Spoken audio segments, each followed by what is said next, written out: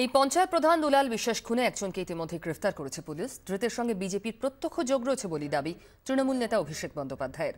আজ বগুলায় দুলাল বিশ্বাসের স্মৃতিতে শোক সভার আয়োজন করে জেলা তৃণমূল কংগ্রেস। মরদেহে মালা দিয়ে শ্রদ্ধা জানান পার্থ চট্টোপাধ্যায় ও অভিষেক বন্দ্যোপাধ্যায়। পার্থ চট্টোপাধ্যায় বলেছেন, খুনে জড়িত কাউকে রেয়াত করা হবে না।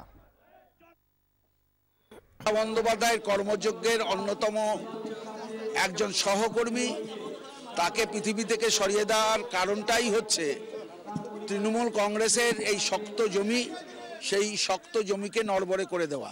কিন্তু আমরা মনে করি এদের কঠোর শাস্তি দেব।